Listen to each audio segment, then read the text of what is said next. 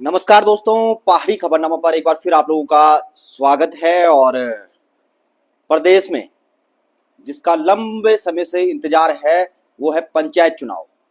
लंबे समय से जो पंचायत प्रतिनिधि हैं वो इंतजार कर रहे हैं कि आखिर उत्तराखंड में पंचायत चुनाव कब होंगे।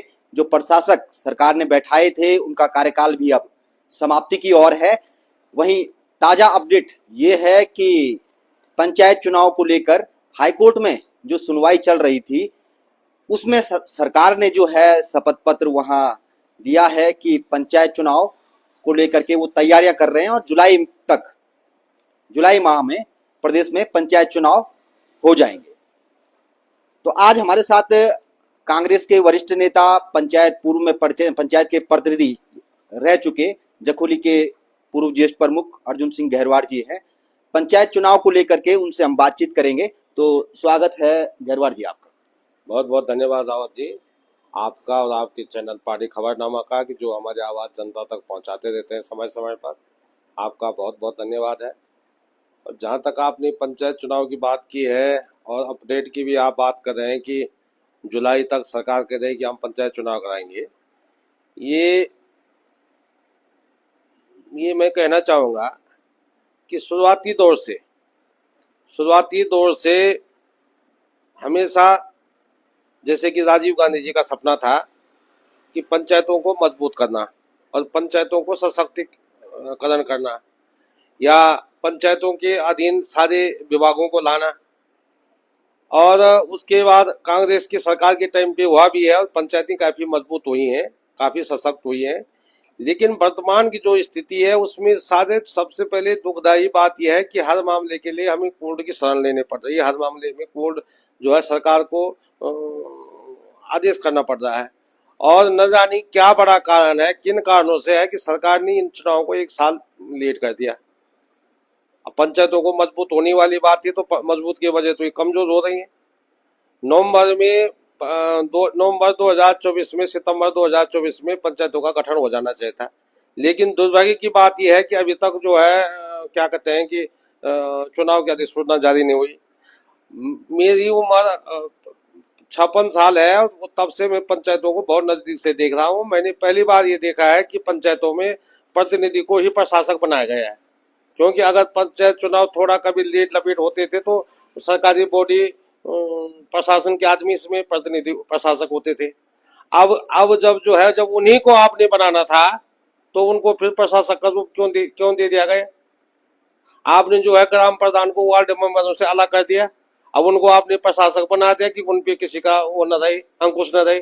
आपने ब्लॉक प्रमुख को प्रशासक बना दिया और क्षेत्र पंचायत को आपने खत्म कर दिया। लेकिन अब तो वो पुरानी बात हो गई। अब जो है 27 मई से और 31 मई के बीच जो कार्यकाल है, जो प्रशासक जो बिठाए हैं उनका खत्म हो जाएगा जी। और शपथ पत्र सरकार ने पहले भी दिया था। सबसे पहले ये बात आई थी कि इस प्रदेश के जो पंचायती राज मंत्री हैं सतपाल महाराज जी, ये भारी भरकम नाम उनका था, उनसे बड़ी आशाएं थी।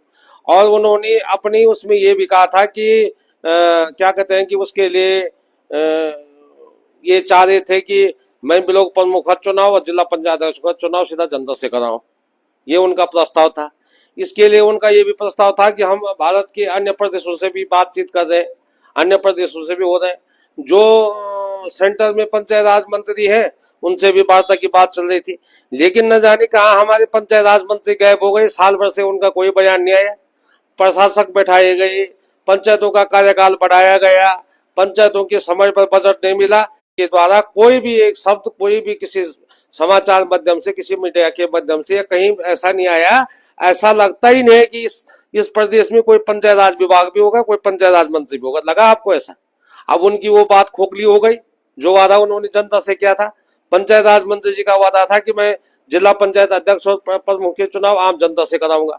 अब आम जनता से कराने के तो दूर की बात है, लेकिन ये जो पूर्व की पंचायतों को सशक्तिकरण करने की बात आई थी कि पंचायतों को जो है अधिकार दिए जाएंगे।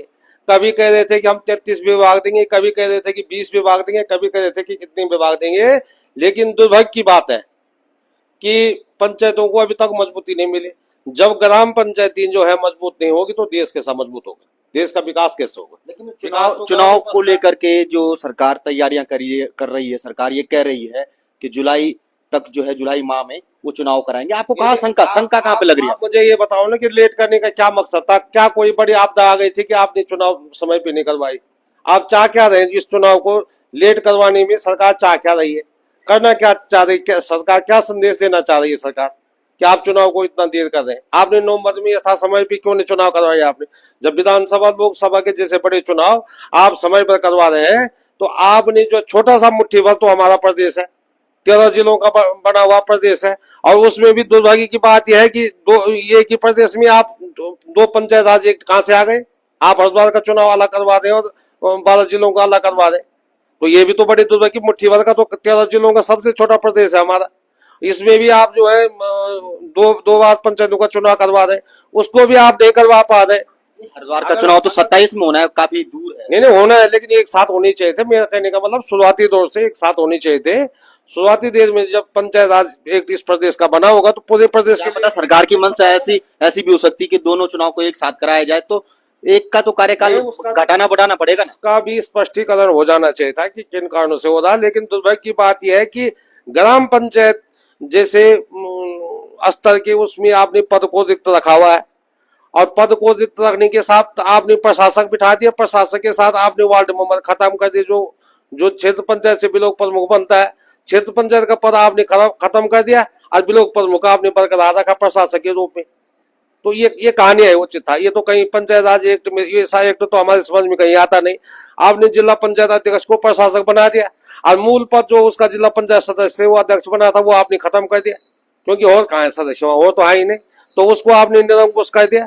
इस बीच जो भी काम हुए होंगे, जो भी प्रशासन के द्वारा हुए होंगे, सीधा सरकार है उनकी मिली भगत से हुआ होगा, तो जनता को कहाँ, जनता के उसमें कहाँ है?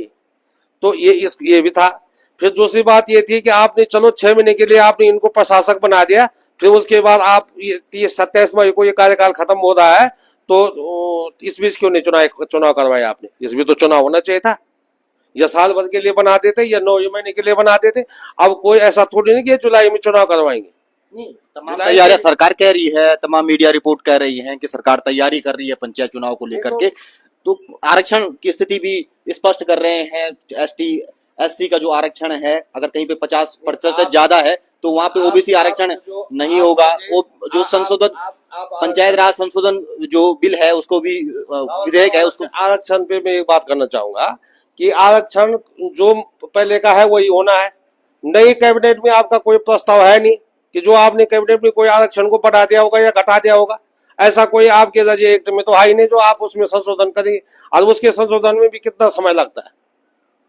उसके संशोधन में भी क्या समय लगता है, आप ये बताओ ना। तो सरकार ने कर दिया, जो पंचायत राज उसमें करना था वो राजभवन से वो हो चुका है, तो अब किस चीज की लेट कर रहे हैं? ये कह रही है अब 5 साल तक क्यों नहीं हुआ? ये जब उनको पता था कि कार्यकाल जो है 24 में हो रहा है खत्म, तो 24 से ये 25 में ला गए, 25 में भी चुनाव नहीं करवा रहे।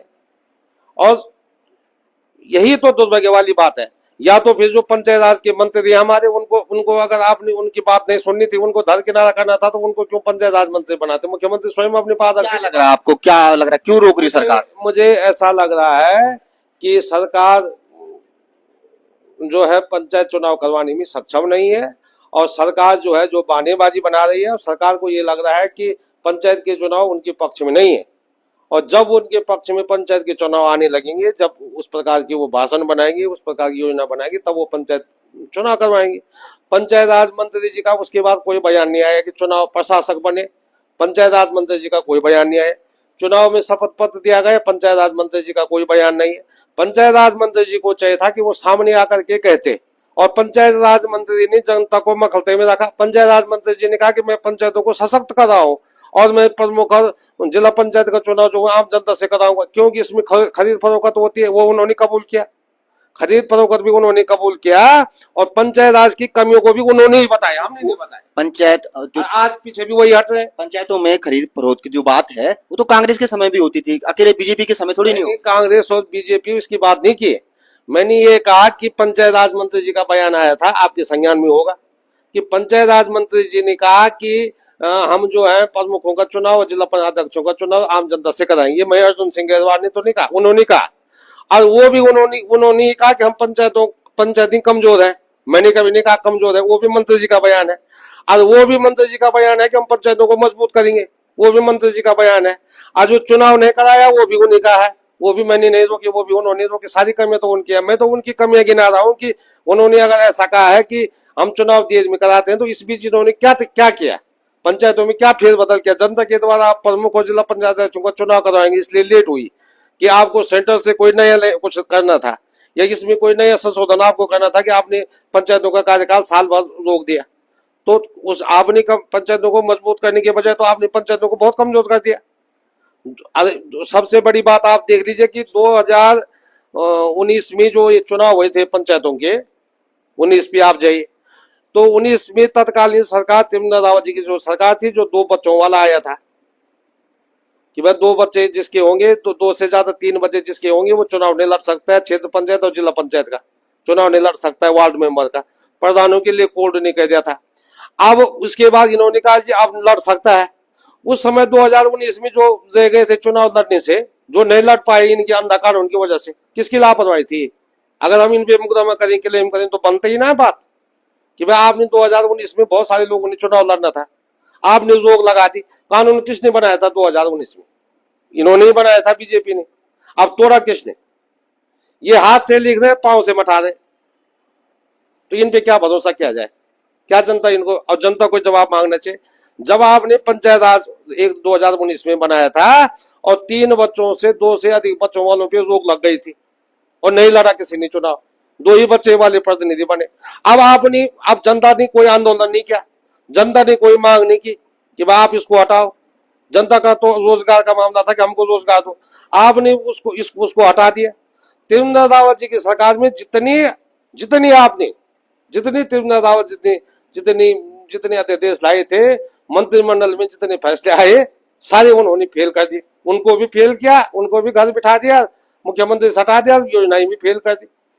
तो जब कांग्रेस की गवर्नमेंट थी, जो विजय बहुगुणा जी जिन कामों को अपने समय में करके गए, हरीश रावत जी ने उन सबको खत्म कर दिया। आपका रुद्रप्रयाग में ताजा उदाहरण जो है, जो कृषि मैं कह रहा हूं कि जो आया वो गया, जो कृषि महाविद्यालय से लेकर के और जो सैनिक स्कूल है, दोनों बहुगुणा जी के कार्यकाल में हुए। और लेकिन मेरा कहने का मतलब यह है ना कि आप 2019 में जब आपने ये कहा था कि 3 बच्चों वाला चुनाव नहीं लड़ सकता है, तो अब क्या हो गया कि आप 3 बच्चों वालों को चुनाव लड़ा रहे, अब कर भी नहीं रहे, चुनाव करवा भी नहीं रहे।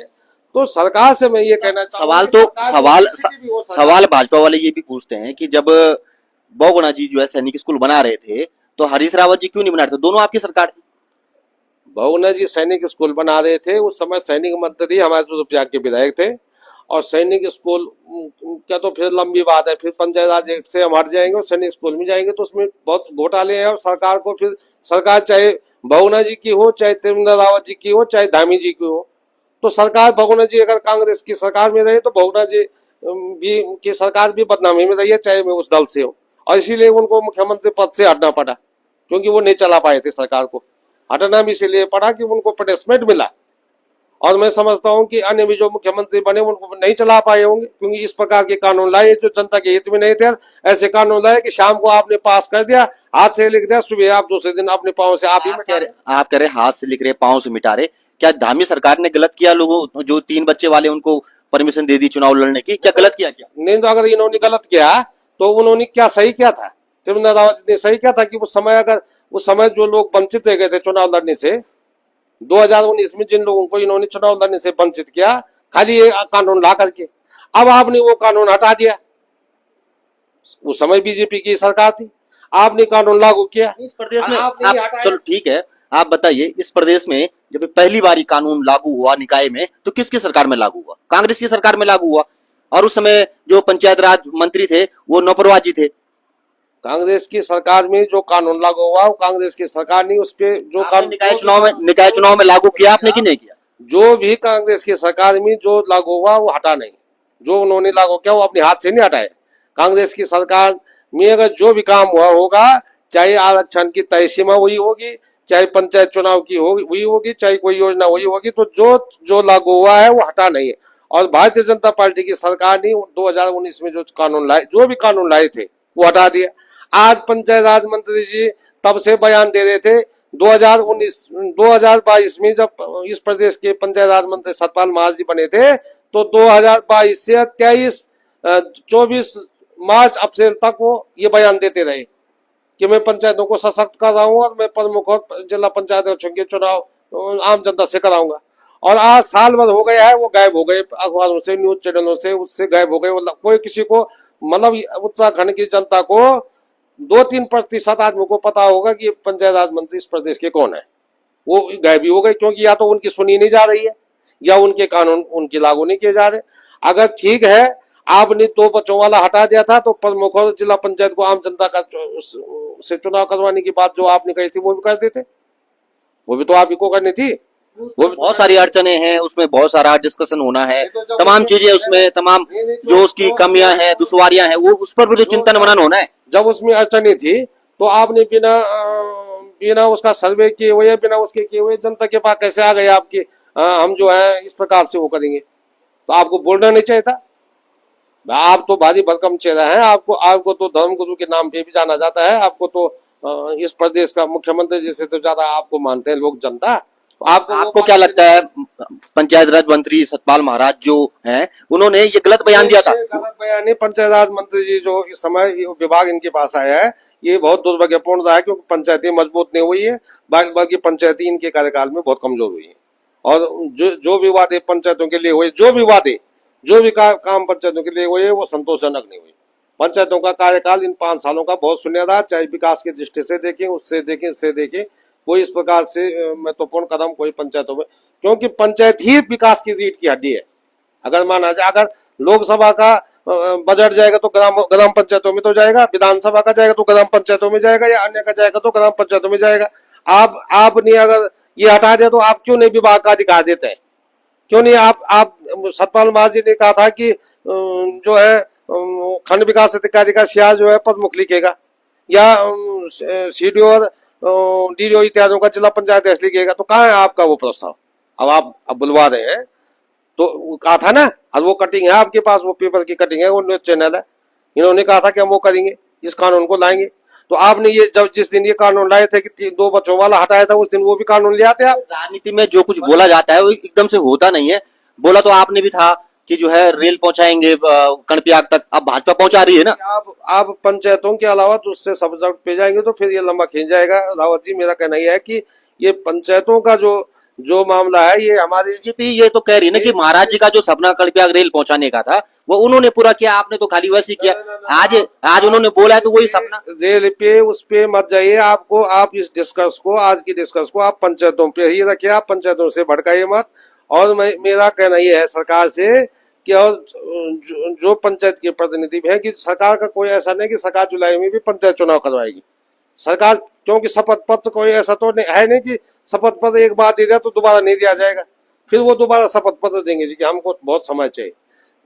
भारतीय जनता पार्टी ये चाह रही है कि जब तक प्रत्येक जिले पंचायत राज में संशोधन भी कर सकते हैं, उसमें प्रत्येक ब्लॉक में उनके अपने कार्यकर्ता की जितनी की स्थिति न हो तब तक वो चुनाव नहीं कराएंगे, जब तक उनको ये नहीं लगेगा कि कौन से जिला पंचायत क्षेत्र से, कौन से क्षेत्र पंचायत से हमारा प्रतिनिधि आ रहा है, वो वहां आरक्षण उस हिसाब से तय करेंगे। और ये बड़ा भ्रष्टाचार झोल होना है, ये बड़ा भ्रष्टाचार झोल होना है कि मान लो रुद्रप्रयाग जिले में 18 जिला पंचायती हैं, तो 18 जिला पंचायती में इनकी सर्वे हो रही है कि ओबीसी कहाँ से आएगा, और कहाँ से ये कोटे का आएगा हमारा आदमी, और कहाँ से जो है सामान्य आएगा, कहाँ से महिला आएगा, कहाँ से पुरुष आएगा। तो इसका ये सर्वे कर रहे हैं, और उस हिसाब से वो पार्टी के हिसाब से प्रशासन से नहीं करवा रहे हैं। वो तो रोड़ा बन रहे हैं, वहां प्रशासन को काम कहाँ करने दे रहे हैं, पंचायत राज विभाग को कहाँ इनके कार्यकर्ता काम करने दे रहे हैं। वो तो फिर वहां रोड़ा बनेंगे और उस एक को फिर अटकाएंगे, नहीं जी इसका तो यहाँ करना है, इसका यहाँ करना है, यहाँ महिला करनी, यहाँ पुरुष करना, यहाँ ओबीसी करना, इसमें फिर अटका देंगे। और आज तक भी वो वही अटका रहे हैं। क्या तुम आपको लगता है इस तरह की सेटिंग होती है?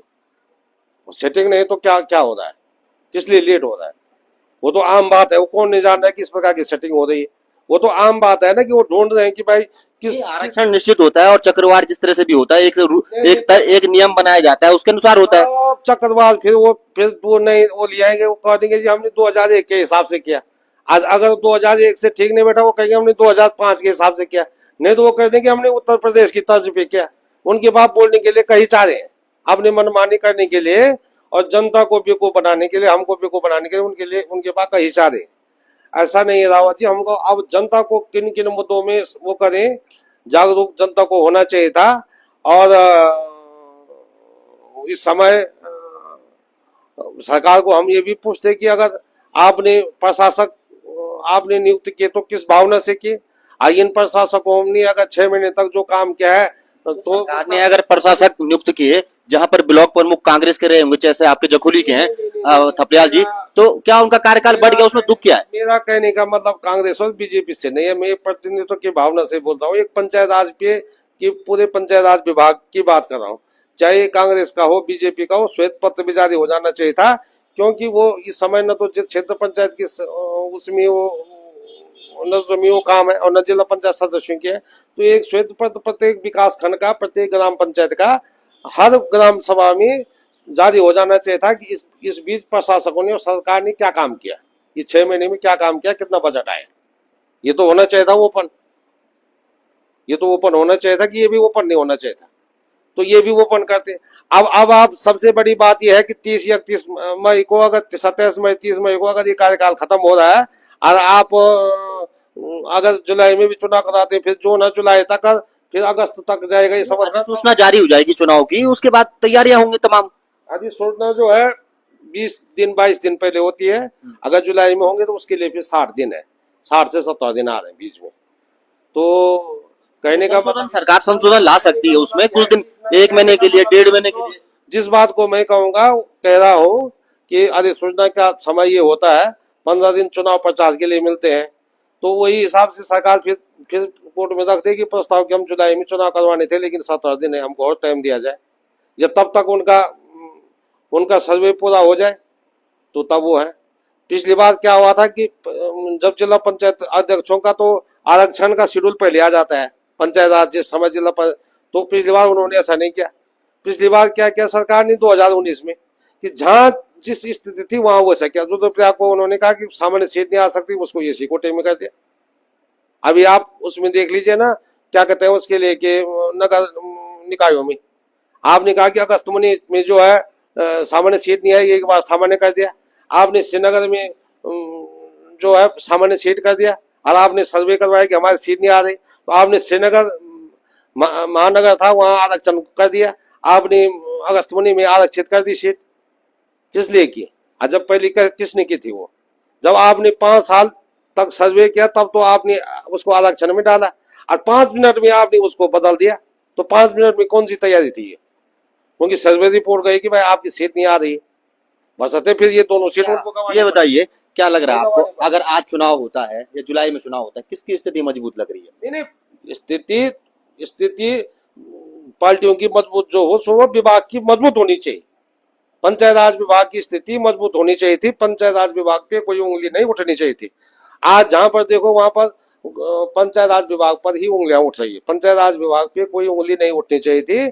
और पंचायतों के मजबूत होने पर ही ग्राम पंचायत मजबूत होती है और ग्राम पंचायत के मजबूत होने पर ही देश हमारा मजबूत होता है, विकास। कांग्रेस ने क्या पूरी तैयारी कर ली है जिलों में, ब्लॉकों में कि हमारे अब किस तरह से रणनीति होगी? क्योंकि इसको मेरा यही तो आपसे निवेदन कर रहा हूं मैं कि आप इसको कांग्रेस बीजेपी से न जोड़ करके आप पंचायत राज एक्ट जो खामियां आई हैं, जो कमियां हुई हैं इस समय जो दिख रही हैं, जो शीशे पे दिख रही हैं, आईने पे दिख रही हैं, जो इन्होंने इस बीच की कमियां देखी हैं, वो तो पार्टी का अलग का मैटर है। कुछ अलग डिसीजन भी तो हो रहे हैं समय समय पे। अभी आरक्षण को लेकर के 50% जो आरक्षण है उससे ज्यादा नहीं होगा, वहां पर जहां पर ST SC का 50% आरक्षण होगा वहां पर जो है OBC का आरक्षण लागू नहीं होगा। इस तरह के नियम भी तो कुछ बदलाव हुए। हमने तो शुरुआती से मांग की थी कि जिसकी संख्या जितनी है उसको उतना दो, मेरे व्यक्तिगत और पार्टी के हिसाब से हमने तो ये कहा था कि जिसकी संख्या जितनी है उतनी दो। अगर 50% पुरुष है 50% महिला है तो दो ना महिलाओं को 50% आरक्षण। में तो लोकसभा विधानसभा की भी बात कर रहा हूँ।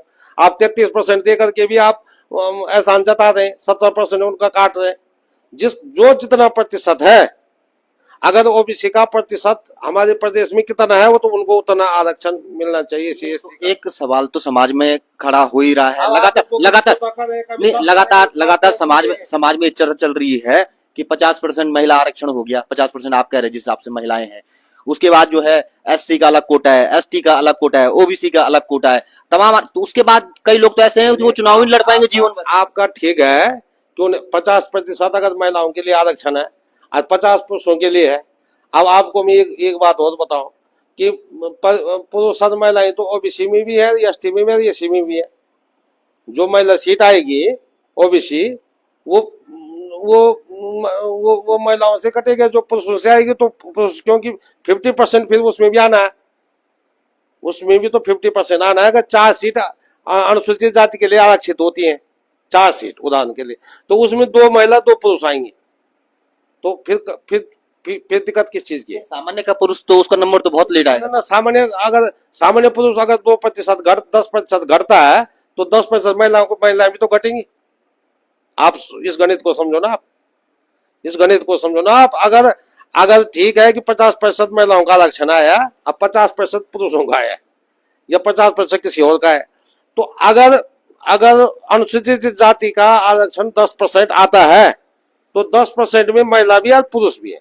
अगर 4 सीट सरकार की ये भी तो मंशा है कि एक निष्पक्ष चुनाव हो, एक पारदर्शी चुनाव हो, ताकि जनता में भरोसा रहे। समय लगेगा उसमें, लेकिन अगर एक अब दुर्भाग्य की बात यह है कि हम हर मामले में अब कोर्ट को संज्ञान अपने आप लेना पड़ रहा है। कोर्ट में कोई मुकदमा में नहीं कर रहा, कोई जा भी नहीं रहा, तब भी कोर्ट को संज्ञान, तो कितना दुर्भाग्य वाली बात है। कोर्ट स्वयं संज्ञान ले रहा है। कोर्ट ने उपनल कर्मचारियों के लिए कहा था, अब फिर मैं इससे भटक रहा हूँ, उपनल कर्मचारियों के लिए कहा था कि इनको समान कार्य का समान वेतन दो। आप उनके खिलाफ सुप्रीम कोर्ट चले गए।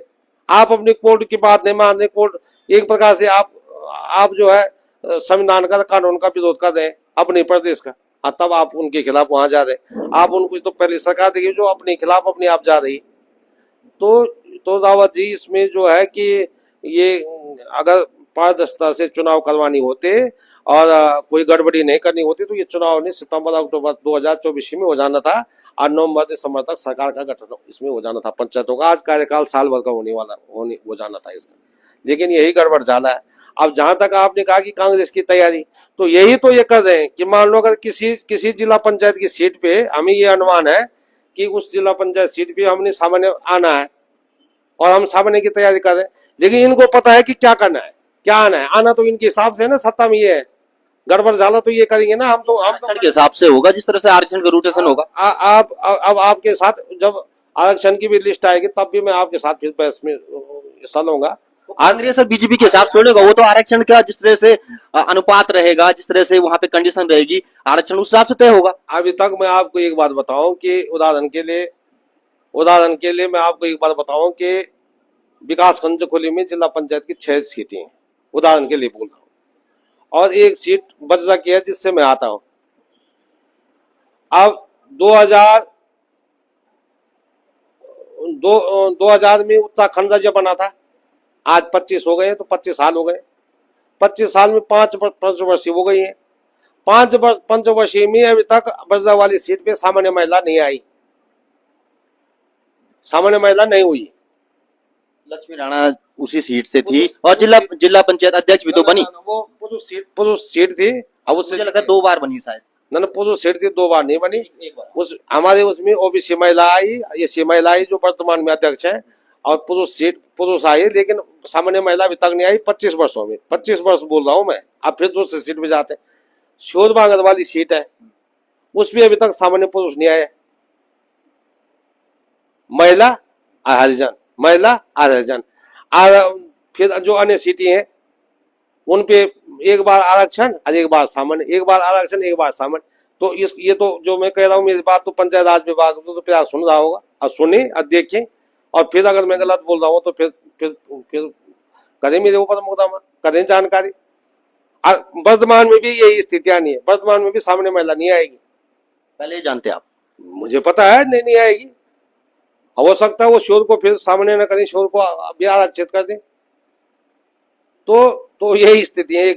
ये गड़बड़ झाला है, ये गड़बड़ झाला।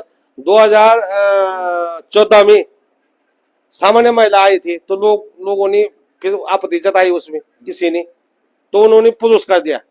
2014 में पुरुष कर दिया। तब जब 2014 में वो महिला कर रहे थे, तो सुन लीजिए आप, 2014 में जब महिला कर रहे थे वो, तब उन्होंने 2019 में भी नहीं किया सामान्य महिला।